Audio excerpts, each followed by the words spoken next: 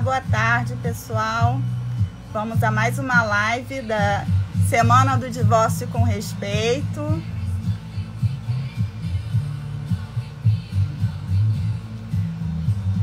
Tocando a nossa música tema da campanha.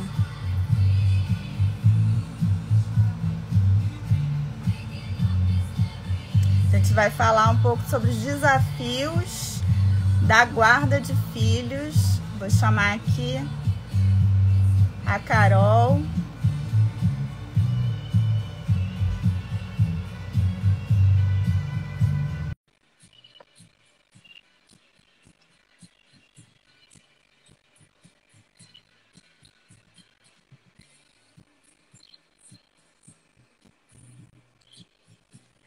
Chamei a Carol, ela vai entrar aqui com a gente. Aproveita aí, pessoal, vamos chamar alguém que está precisando ouvir, refletir um pouco sobre a guarda de filhos.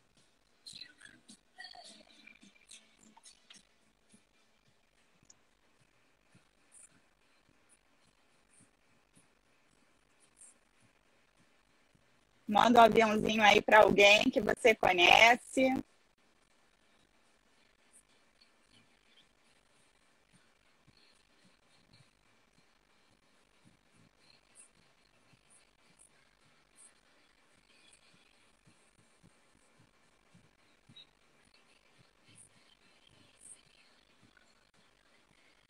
Carolina está entrando.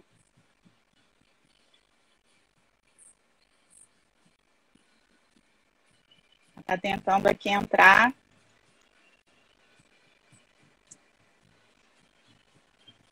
Quem quiser já compartilha aí qual o principal desafio na definição da guarda de filhos.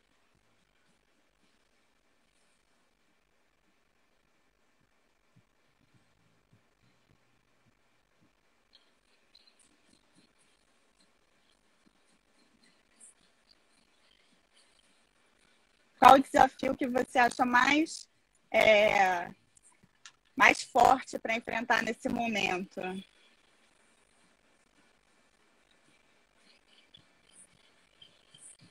A gente vai falar hoje aqui sobre 5 desafios.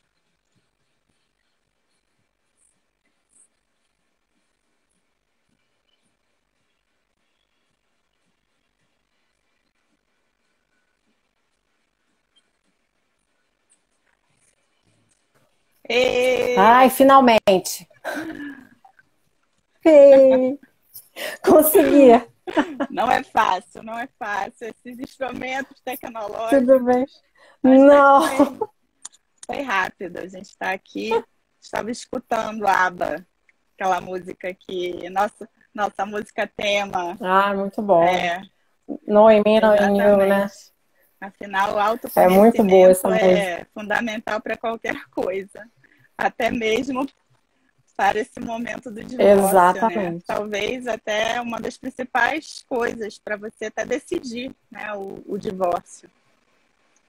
Se conhecer. Uhum. Se conhecer. Sim, sim. Mas, enfim, eu estava falando aqui que a gente separou 5 desafios para compartilhar aqui, para a gente trazer a reflexão sobre esse momento do divórcio.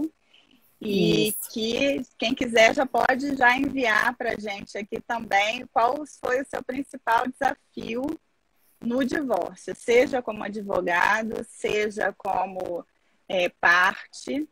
Essas lives que a gente está preparando aqui na Semana do Divórcio com Respeito tem como viés a divulgação, o compartilhamento de informações para quem vai passar por esse momento de divórcio. É uma iniciativa da Comissão de Práticas Colaborativas da OAB Nacional, que resolveu, então, divulgar mais esse modelo de organização, né, de transformação dessa fase de vida que algumas pessoas passam e nem sempre a gente, como advogados, vê que é da melhor forma, né? Às vezes o divórcio... Aliás, acho que para todo mundo que passa pelo divórcio é doloroso, né? Eu sou casada, não passei ainda por esse momento, espero não passar, né? Trabalho com o divórcio e dou o meu ombro aqui para muitos casais, para muitas pessoas que passam por essa situação. A Carolina pode falar um pouquinho sobre ela. Fala aí, Carol. Eu sou advogada também, trabalho com família e sucessões. No momento, estou mais no IBPC, né, no Instituto Brasileiro de Práticas Colaborativas, do que no escritório.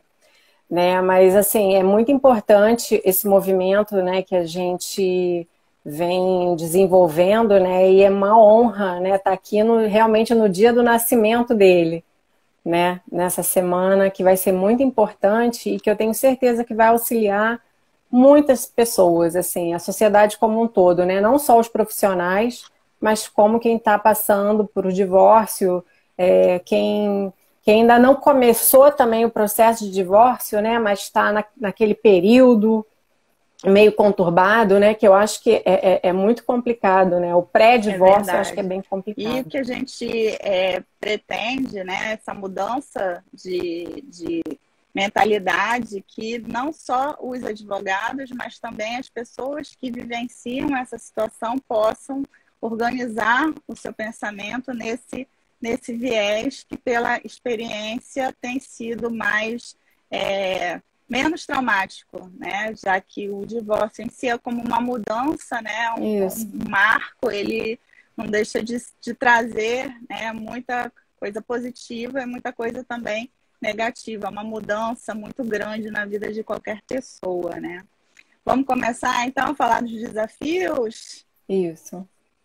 Vamos falar sobre desafios. O primeiro desafio que a gente pensou em compartilhar e refletir na tarde de hoje com vocês foi a compreensão de que com o divórcio, com a separação, a relação entre pais e filhos não muda. É muito comum que quando se as pessoas se debrucem com essa situação, elas imaginem que então tudo vai mudar, que quem vai ficar morando com os filhos vai ter o total controle sobre a vida, sobre as decisões do filho.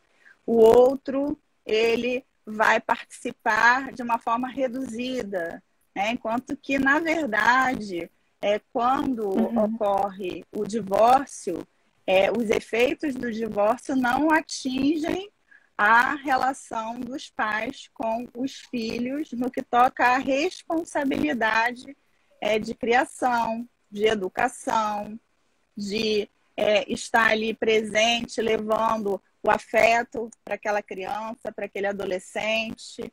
Então, todo o arcabouço que a gente encontra quando está casado, ou quem nunca casou, aquela relação que os pais têm com os filhos, se mantém exatamente a mesma quando ocorre a separação. Como é que você vê isso, Carol?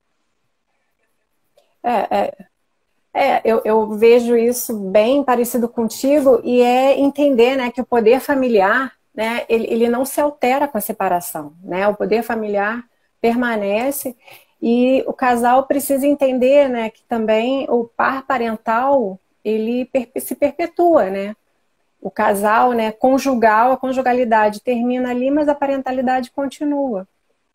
E então é muito importante separar isso e não colocar, né, os filhos nesse bolo, nesse período conturbado, né, dos pais. Separar, né? Realmente a relação conjugal da relação parental, né? Da relação parental. Parece ser um grande desafio, principalmente quando a gente vê muitas vezes ou o pai ou a mãe que quer utilizar a relação com os filhos até como uma barganha para, naquele momento de divórcio, conseguir uma situação ou outra, né? Eu acho que nesse ponto, o divórcio tratado de uma maneira respeitosa, ele pode evitar esse olhar, né? Trazer um olhar diferenciado Sim. fazer, ajudar as pessoas a entenderem esse momento e as decisões que se tomam ali no momento do divórcio. Às vezes é porque um tomou a decisão de se divorciar e o outro ainda não aceitou, né? E aí, com isso, ao invés de olhar para a criança, para o adolescente que está ali no meio, né, dessa situação, acabam usando os próprios filhos, né, de uma maneira desastrosa, né? Porque isso vai ser levado lá para frente, né? Eu vi que na live da manhã foi comentado assim que é importante que o casal pense como que eles querem construir a história do divórcio, olhando para o futuro. Quando eles olharem para o passado, como é que eles querem enxergar tudo que aconteceu, né? Então, acho que vai por aí. Exatamente. E às vezes quando tem um litígio, né, assim, muito exacerbado, com o passar do tempo, né, quando as feridas também vão se curando, eles vão percebendo, putz, talvez eu não deveria ter agido daquela forma lá atrás, né? E aí não dá para voltar atrás, né? As coisas... Exatamente, importante não dá para pensar voltar antes, atrás. né? Então, acho que o primeiro desafio que a gente, como advogado, tem que ajudar aqueles que estão passando por essa situação e as pessoas que também estão vivenciando, né, nisso, e às vezes podem até procurar um profissional de outra área, entender essa divisão de papéis, né? O papel de pai, o papel de mãe, ele vai continuar independentemente do divórcio, né? E aí a gente passa, acho que para o nosso segundo desafio, né? Que é levar o que está definido no papel para a prática, né? A gente sabe que hoje em dia os tribunais entendem que a guarda compartilhada é quase que obrigatória, né? Ela só não vai ser utilizada em situações excepcionais. Por quê? Porque, como você falou, o poder parental ele é inerente a você ser pai ou você ser mãe. Basta você ser pai ou mãe, você tem o poder parental.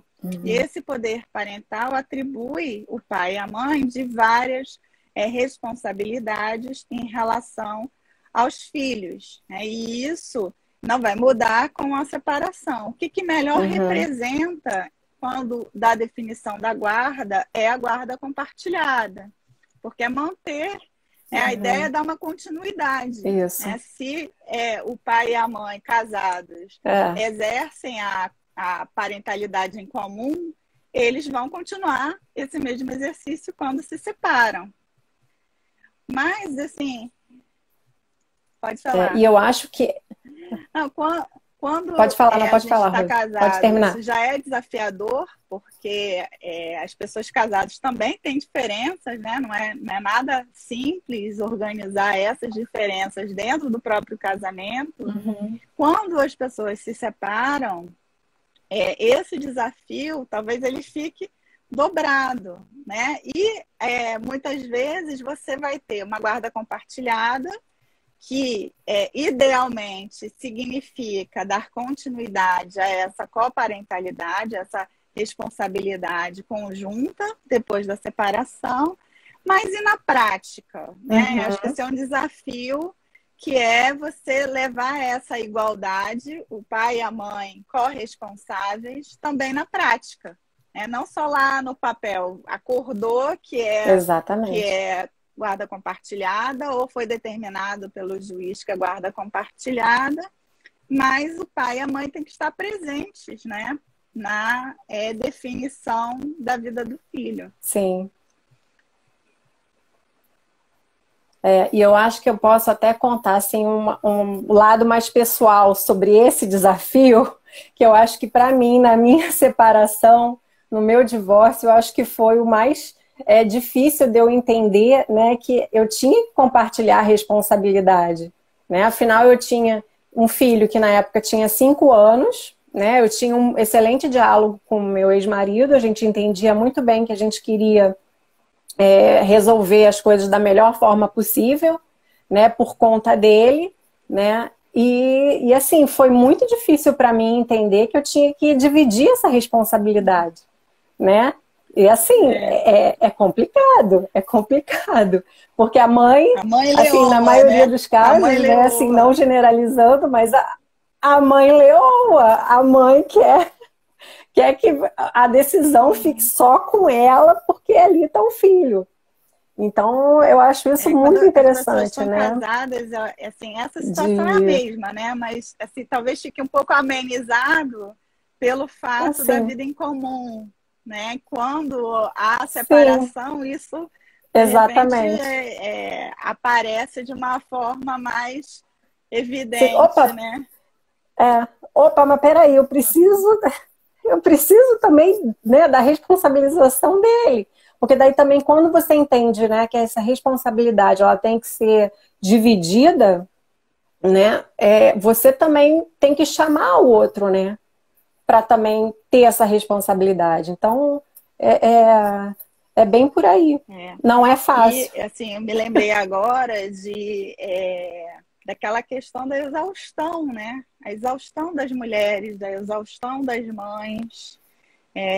E isso é um retrato muito Sim. assim também da postura das mães de quererem tomar tudo para si. Né? Uhum. Se a lei ela favorece que o pai também tome para ele essa responsabilidade, vamos tentar entregar um pouco dessa Uhum. responsabilidade para eles, né? Às vezes a gente Sim, comenta assim, o pai não ajuda, sim. né? Ele não tem que ajudar, ele é tão responsável Tem que quanto participar, a né? mãe, né? A gente está falando aqui de mãe e pai, gente, mas Exatamente. isso vale também para os casais homoafetivos. Evidentemente, a gente não está excluindo aqui a relação afetiva, muitas situações podem É, ser aqui de casais entre duas mulheres, entre dois pais, é exatamente a mesma coisa, né? A questão é que isso. quando estão juntos, há um compartilhamento de vida, inclusive na educação, criação dos filhos. Quando separa, o compartilhamento da vida pode acabar, Uhum. mas com os filhos não, né? Com os filhos continua, porque continuamos sendo pais e mães de qualquer Exatamente. forma, né? Agora, um terceiro É. desafio, que também a Carol passou aí por isso, né, que é a definição da moradia. Porque mesmo quando a guarda é compartilhada, isso não significa que a moradia vai ser compartilhada. A moradia vai ser definida e vai ser fixa, pode ser com o pai, pode ser com a mãe. Em determinados casos, Uhum. é possível que essa moradia também seja compartilhada. Em determinados dias da semana a criança fique com o pai, em outros dias com a mãe, mas é importante a definição da Uhum. moradia da criança. Isso deve ser um desafio assim Da moradia. particularmente difícil para os pais, né? Porque os pais amam igualmente os É. filhos. E aí você passa de uma situação que você está Uhum. diariamente com seu filho para uma outra que você não vai ter esse cotidiano diário com o filho, né? Então, assim, como que é definir a moradia, né? Já que hoje em dia, assim, se a gente partir do que é do jurídico, né? Partir do jurídico, não há diferença entre mãe e pai, mulher e homem. Então, teoricamente, poderia ficar com a mãe, poderia ficar com o pai. O critério base seria ver o que é o melhor para a criança. E não se é melhor para o pai, se é melhor para a mãe. Uhum. Que você acha, Carol? Isso. Eu concordo plenamente contigo, né? E também eu fico pensando assim, que muita gente chega no escritório com a dúvida, mas isso daí, então, se tem duas casas, é guarda alternada, né? E, na verdade, não. Você tem uma definição de moradia, né? Como você disse, com relação ao melhor interesse da criança. E até, você estava falando, eu lembrei de um caso também pessoal. Né, gente, tudo que eu vou falar hoje diz respeito a essa pessoa aqui mesmo. Que quando meu filho ele era pequenininho, você perguntava para ele assim, onde é que é a sua casa? Ele, eu tenho 4 casas. Eu tenho a casa da minha mãe, eu tenho a casa do meu pai, eu tenho a casa da minha avó e do meu avô, e eu tenho a outra casa da minha avó e do meu avô também. Então, assim, ele conseguia entender que ele tinha várias casas. Ele tinha, né, uma moradia, né, que ele sabia que ele morava com a mãe dele, né, comigo, né, mas ele também enxergava que ele tinha essas outras casas que ele podia morar, né, e mesmo assim não era algo forçado, né, de que, não pode falar para o pai que mora com a mãe ou com a mãe que mora com o pai, né. Enfim, que tinha uma casa só, não, ele considerava que ele tinha 4 casas, né? Como ele considera até hoje. Mas esse desafio de moradia, até tem uma pergunta aqui, Rose, que eu tô lendo, que se a moradia pode ser compartilhada. Né? Eu entendo, assim, entendimento próprio meu, assim, que a moradia ela precisa ser fixada, né? Você pode, né, e como vários casos, tem a casa da mãe, tem a casa do pai, tem a casa da avó, tem a casa da tia, pode ter várias moradias, né, mas a fixação da moradia é muito importante, né, também para a criança ter o seu centro, né, ter a sua referência. Existem alguns modelos, né, o que você acha? Definição de moradia. Tem um modelo de moradia única, que é definido ou com o pai ou com a mãe, que é o mais comum. Geralmente, o que eu vejo na prática é a escolha da moradia a partir da estabilidade da criança. Então, se é o pai ou se é a mãe que vai ficar naquele ambiente onde a criança já está ambientada e alguém vai continuar ali naquele local, permanecer a criança ali no local, principalmente quando ela é mais novinha, né? Isso tem sido um critério. Além dessa definição da moradia única, pode haver a definição da moradia compartilhada, que aí isso normalmente vai acontecer quando o casal define de forma consensual. Dificilmente o juiz vai decidir isso, que vai ficar 3 dias com a mãe, 3 dias com o pai, vai alternar final de semana. Essa configuração, ela depende muito de um consenso. É muito debatido se isso é bom ou se não é bom para a criança. Se isso representaria ou não o melhor interesse da criança. Por conta da ideia de estabilidade, de ter um local fixo, né, para ficar. Mas depende muito da situação concreta. Né? Os pais podem tentar esse modelo e ver qual é a resposta da criança. Né? Esse é um desafio ainda maior. Eu lembro de uma pessoa que tinha um problema com isso, que tinha que comprar material escolar em dobro. Porque com essa alternância de residência, quando ia para casa de um, aí não tinha o material de fazer o dever de casa, e aí, aí no outro dia tinha que levar o livro, não tinha o livro. Então, um ponto assim para se pensar também esse aspecto prático, né? Tudo tem que ser adaptado, mas é uma questão muito customizada mesmo para a situação. Muitos casais que optam por esse modelo de dupla residência, quando ocorre a separação, aquele que vai sair da residência da família busca um local de moradia próximo, para não mudar muito essa organização. Ficaria até mais fácil, esqueceu o livro, pega lá na outra casa. Mas o relacionamento, assim, para funcionar, tem que estar bem organizado, né? Para você ter essa dupla. E ainda tem um outro modelo, que é quando quem muda de casa são os pais. A criança fica numa casa fixa. São os pais, né? E os pais é que mudam, né? De, sei lá, segunda, terça e quarta, a mãe fica nessa casa, depois é o pai. Então, aí é um modelo mais complexo ainda, porque a gente precisa ter 3 casas, né? A casa do filho, a casa da mãe e a casa do pai, né? Então, qualquer desses modelos seria possível. Mas esses últimos dois que eu falei teria que ser por via consensual. Dificilmente o juiz iria decidir esse modelo pelos pais, né? Uhum. Mas aí Sim, o importante sim. é que quando você tem esse modelo de alternância de residência, isso não significa que é alternância de guarda. Porque na alternância de guarda, cada vez que a criança vai para uma residência, muda o guardião. Aí volta para outra residência, muda de novo o guardião. Então, essa alternância de guarda é que a gente, no nosso ordenamento, não utiliza, né? Não tem. Não tem.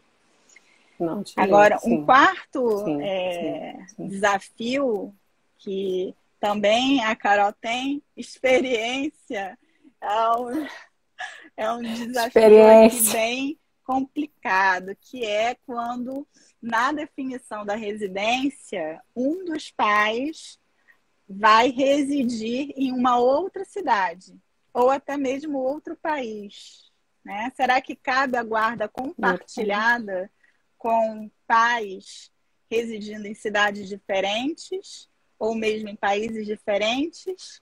Conta aí, Carol. É possível essa guarda compartilhada? Olha, eu acredito que é muito possível e é realmente o que eu vivo no dia a dia, né? Assim que eu me divorciei, o meu ex-marido, ele já não morava no Rio, né? Eu moro no Rio de Janeiro, ele morava numa outra cidade. Ele se mudou para uma outra cidade e mesmo assim a gente continuou, né, com a guarda compartilhada. Ele tinha uma convivência muito grande, então ele vinha, era uma cidade relativamente perto, então ele vinha pelo menos 2 vezes na semana. Então um dia ele só jantava com o filho, buscava na escola, jantava. No outro dia, durante a semana, ele vinha e pernoitava, porque os pais dele, né, os avós paternos, continuaram morando no Rio, em finais de semana alternados.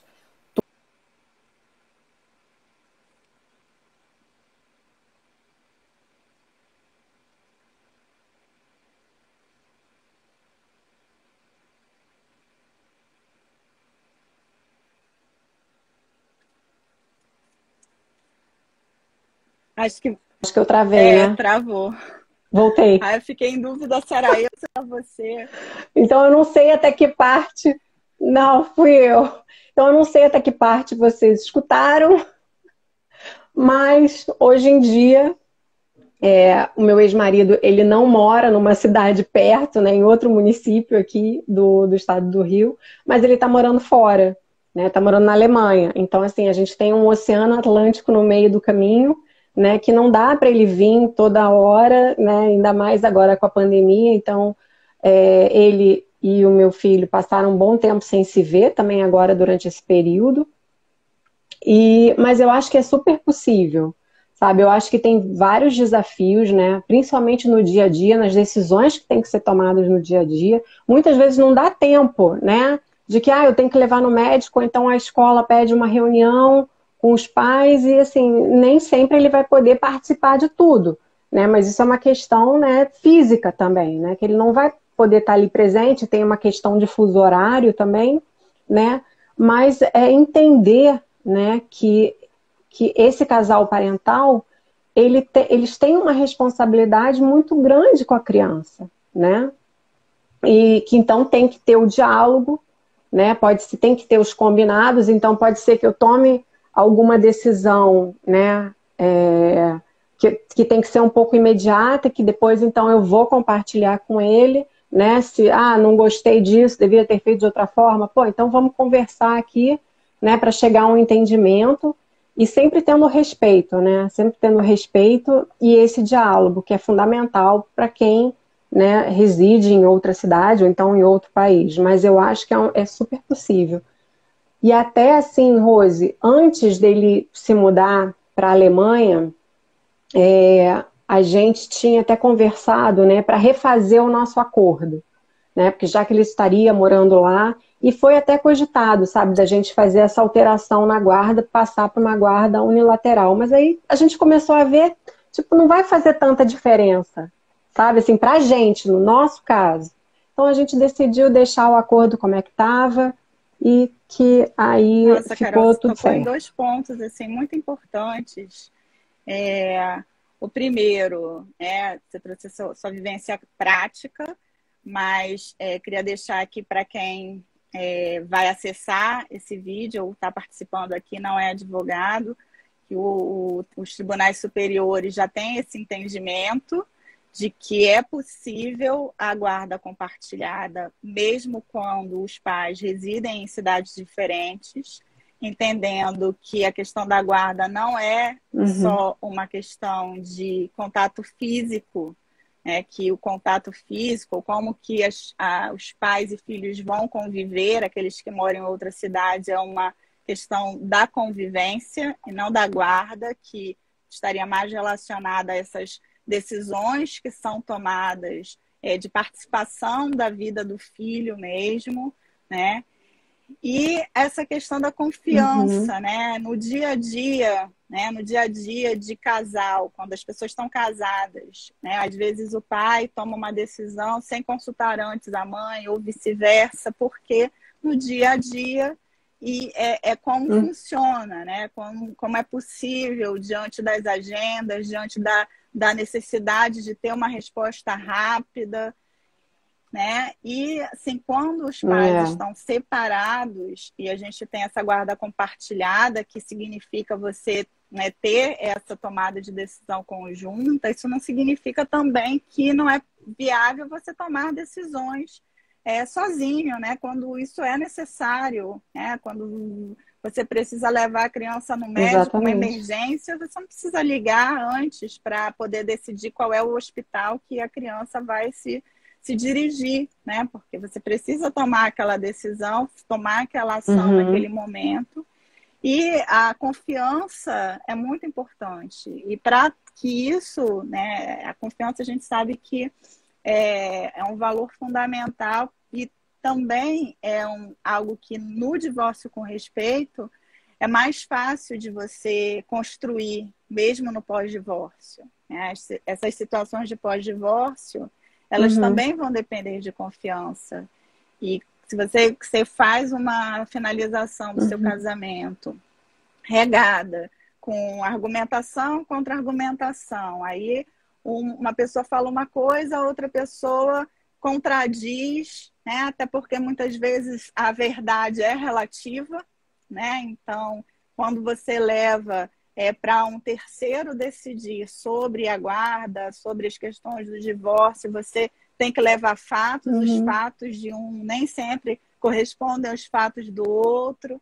Às vezes, a gente tem narrativas... Tá trabalhando com narrativas, né? As narrativas nem sempre há uma má-fé, né? Às vezes são apenas narrativas. E aí você tem percepções e são narrativas que não são diretas, né? Como você trabalhar isso dentro de um diálogo, dentro de um método consensual que você permite, né, desconstruir uma narrativa, conversar sobre a narrativa ou entender que a narrativa do outro pode ser diferente da outra narrativa, né?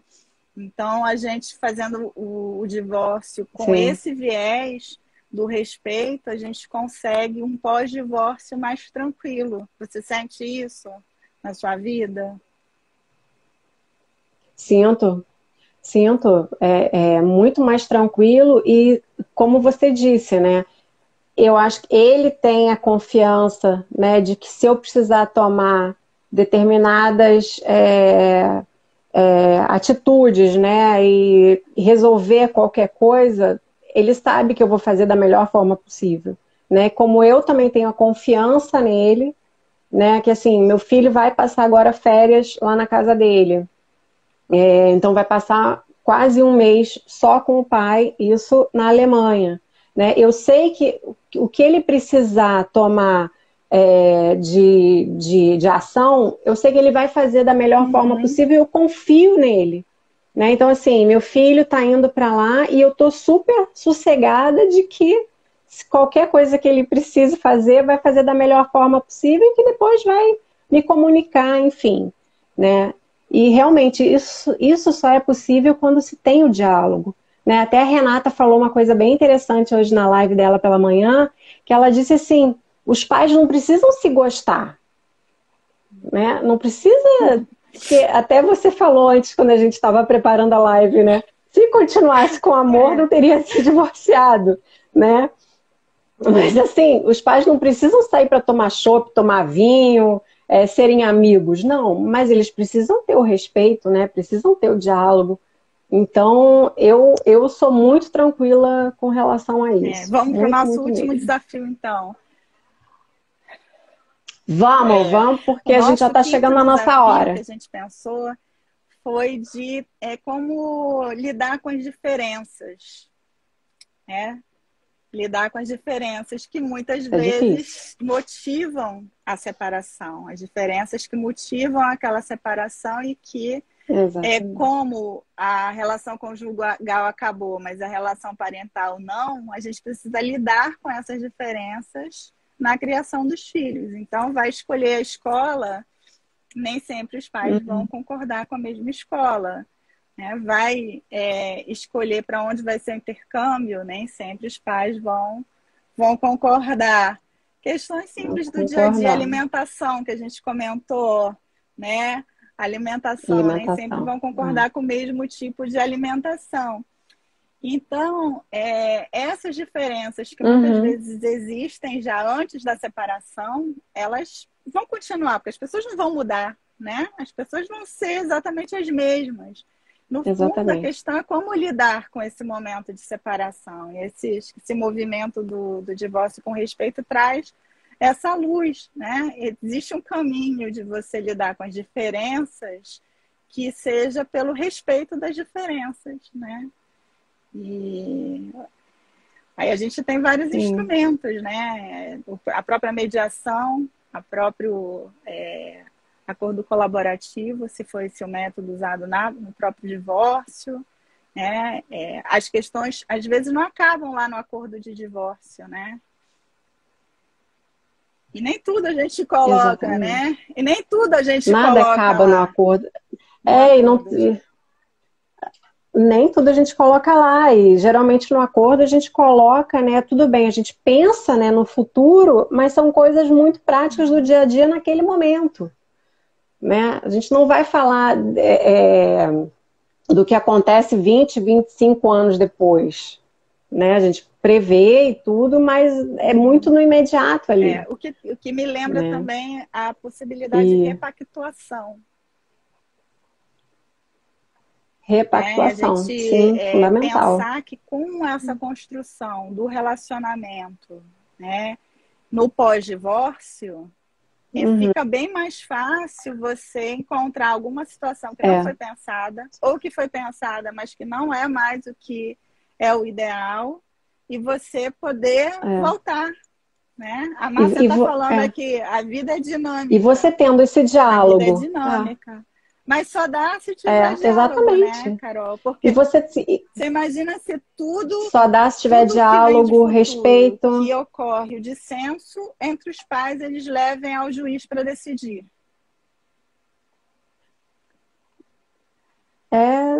Inviável, inviável. A gente, né, ao longo desse caminho, né, desses 7 anos já que eu estou divorciada, a gente teve que fazer vários acordos assim entre nós dois, sem precisar levar para o judiciário para homologar. A gente repactuou várias coisas, tiveram vários combinados diferentes. Então, e só foi realmente possível porque tem o respeito, porque tem o diálogo, porque tem a confiança, né? E porque tem assim a vontade maior ver o nosso filho bem, ver ele feliz, com saúde, sem precisar se preocupar. Ai, minha mãe fala mal do meu pai fala mal da minha mãe, né? Que isso é saudável para toda a sociedade. Uma negociação, né? Se a gente fosse pegar a técnica da negociação, qual é o principal? Exatamente. É você encontrar um interesse comum, que os dois consigam olhar para o interesse comum. Exatamente. E a partir daí, todo o restante é possível. Você pode construir. Eu me lembrei com a sua fala de uma questão importante até das práticas colaborativas, que é o caminho que as partes constroem na educação delas mesmas. É através do diálogo que é feito durante o processo, as partes podem conseguir alcançar certas habilidades que às vezes até não tinham antes, habilidades de diálogo, que vão ser fundamentais para um momento posterior, sem precisar do advogado estar ali o tempo todo, né? De ter terceiros envolvidos e efetivamente as pessoas poderem cuidar das suas vidas de forma autônoma ali lá na frente. Exatamente.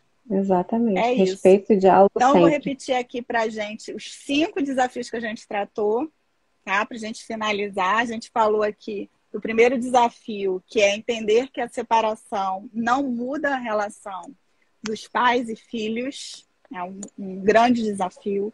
O segundo desafio é levar os acordos até de guarda compartilhada para a vida prática e realmente codividir toda a criação dos filhos. O terceiro, que é a definição da moradia, onde o filho vai morar. O quarto é o desafio dos pais que têm residência em cidades ou até mesmo países separados. E o quinto, que é esse que a gente estava falando, que é como lidar com essas diferenças, já que a gente não vai se manter na ilusão de que as pessoas mudam, né? A gente não muda, a gente é o que é. E a gente tem que lidar com as diferenças da melhor forma possível. A gente é o que é. Isso. Então, exatamente. Vamos acabar aqui a nossa live. Obrigada. Muito bom, Rose. Vamos. Só relembra a programação. Hoje tem live 10 horas da noite, que é com você e eu esqueci o nome da psicóloga. A Thalita vai falar de um tema super importante, que é a disciplina positiva, que é toda baseada na ideia de respeito.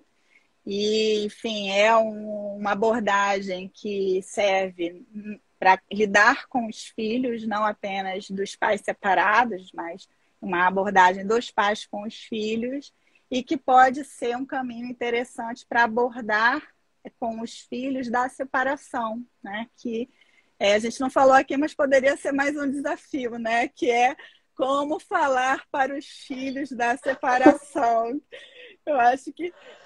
Como falar? Depois eu te conto como eu falei, o que meu filho fez, mas deixa eu ter spoiler. Depois que o casal decide se separar, é o que eu acho que começa a atormentar a mente, né, dessas pessoas, é pensar como que a gente vai contar agora para os nossos filhos, né? Mas então, aí a Thalita vai dar uma luz aí de uma maneira mais efetiva para que a gente possa abordar esse tema com os nossos filhos, né, nesse momento da separação. Então, eu espero vocês mais tarde, às 22 horas, para dar continuidade, sem esquecer que a semana toda, né, até domingo, a gente vai fazer 3 lives diariamente. Cada dia a gente vai abordar um assunto para que fique depois aí no nosso perfil, o perfil do Divórcio com Respeito. Todas as lives salvas para quem quiser, puder compartilhar e precisar até compartilhar desse material para ficar bem informado. Obrigada pela companhia. Obrigada pelas trocas. Obrigada a todos que participaram. Pessoal. Tchau. Obrigada. Tchau, gente.